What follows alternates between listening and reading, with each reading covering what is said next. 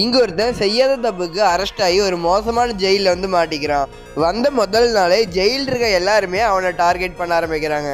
அப்ப நடந்த சண்டையில அவன் வாய்க்கு முன்னாடி இருக்க எல்லா பல்லுமே உடஞ்சிருது. டாக்டர் அவனுக்கு பல்ல ஃபிட் பண்றதுக்கு போல ஒரு ஸ்டீல் ட்ரீத்தை ஃபிட் பண்றாரு. அதுக்கப்புறமா அவன் வெளியே வந்ததும் அவனை மறுபடியும் டார்கெட் பண்றாங்க. 2 பேர் வெப்பன்ஸோட வந்து அவன் முகத்திலேயே கோடு போட்டுறாங்க. அவன் எப்படியோ மேனேஜ் பண்ணி அவங்க 2 பேர்த்தையும் அடிச்சு போட்டுறான். இவன் என்னதான் டிஃபென்ஸுக்காக பண்ணியிருந்தாலும் கோர்ட்டில் வந்து இவன் பண்ணதான் தப்பு அப்படின்னு இவனோட ஜெயில் வாழ்க்கையை வந்து எக்ஸ்டெண்ட் பண்ணிடுறாங்க. அப்படியே டென்ஷனாகி கத்தி பேசுறதுனால இவனை அப்படியே டாக் செல்லையும் போட்டுறாங்க. இவங்களும் எதுக்காக அவனை டார்கெட் பண்ணுறாங்கன்னு ஷானுக்கு புரியவே இல்லை. ஒரு நாள் சடனாக அவங்க அம்மா அவனை பார்க்கறதுக்காக வராங்க ஜெயிலுக்கு. இவனை பெயில் எடுக்கன்னு சொன்ன ஷானோட பிரதர் இதுக்கும் எனக்கு சம்மந்தம் இல்லை அப்படின்னு சொன்னாலும் அவங்க அம்மா வந்து சொல்கிறாங்க. அவன் அப்போ ரொம்பவே கஷ்டப்படுறான்.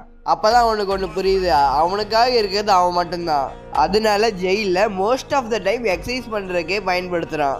வழக்கம் போல் ஜெயில் இருக்க எல்லாருமே ஷானை அட்டாக் பண்ண ட்ரை பண்ணுறாங்க. இந்த டைம் ஷான் எல்லாத்தையுமே அடித்து துவச்சி எடுத்துடுறான். இதனால அவன் ஜெயில் வாழ்க்கை ஒர்க் அவுட் பண்ணுறது, சண்டை போடுறது, டாக் செல் இருக்குது அப்படின்னு போயிட்டே இருக்கு. ஒரு நாள் ஒரு கைதி அவங்ககிட்ட அடி வாங்க முடியாம ஏன் அவங்க எல்லாருமே அவனை டார்கெட் பண்றாங்கன்னு உண்மையை சொல்லிடுறான். அவன் பிரதர் வந்து இந்த ஷானை கொல்றவங்களுக்கு $1,00,000 அப்படின்னு அனௌன்ஸ் பண்ணியிருப்பான். இதை கேட்டதுமே அவன் சரியான டென்ஷன் ஆயிடுறான். இவனோட பிரதருக்காக தான் இவன் ஜெயிலுக்குள்ளேயே வந்திருப்பான். இதை கேட்டதும் வெளியே போய் அவனை எப்படியாவது கொல்லணும் அப்படின்னு நினைச்சிட்டு இருக்கான்.